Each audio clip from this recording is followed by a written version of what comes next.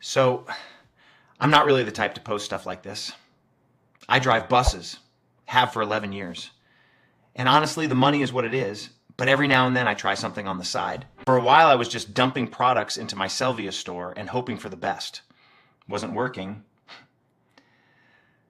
Then I changed one thing about how I pick them, and that's what I want to show you today. This is Sellvia, the platform I use. Everything's already built. The store, the products, the ad system. Your only job is to decide what actually goes in your store. And that decision, that's where most people get it wrong. So here's the catalog. Hundreds of digital products, guides, checklists, tools. And Sellvia built all of them. You don't create anything. But that doesn't mean you just take everything. The first thing I ask is there a real person who would buy this tonight? Take this one. Money moves that matter. A step-by-step checklist to achieve key financial milestones. $4.99. I can picture the person who buys this. They had a rough month. They Googled something like, how to get on top of my money at 11 p.m. They see this checklist. It's $5. They click buy. That's a real buyer. Or this one. How to quit your job without burning bridges. $12.99. Right. Someone's been miserable at work for 2 years. They finally made the decision. They need a plan. They buy this. Again, real person. Real moment. Then there are products I skip. Anything that could be for literally anyone. I just kind of move past it. Not because it's bad, just because it's hard to sell. How to live a better life is not really a product, but how to negotiate your first salary, well, that's a product. There's a specific night in someone's life when they actually need that. Specific beats generic every time.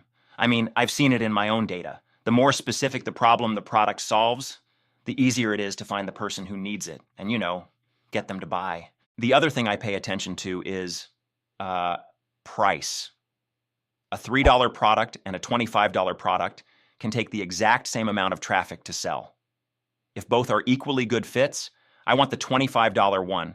Not because I'm greedy, just because the math makes more sense. On Sellvia, you keep 50 to 70% of every sale. So on a $25 product, you're keeping maybe $11 or $12.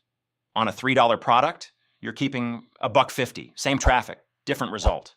Last thing, I lean toward evergreen topics. Something trendy might spike this month and then fall off. But something tied to a decision people are always making. Buying a house, changing careers, figuring out their money, that keeps selling. Real estate investing, career change guides, financial independence checklists. These aren't going anywhere.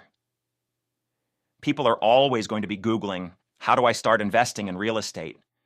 Or how do I change careers without starting over? I'd rather build something that runs consistently than chase whatever's spiking this week. So in practice, I go through the catalog, I skip anything that feels too broad or too trendy, and I keep the things where I can clearly see the buyer, load them into the store, turn the ads on, and then after a few weeks, the data tells me what's actually converting. No matter how good your instincts are, you don't really know what's going to work until it's in front of real buyers.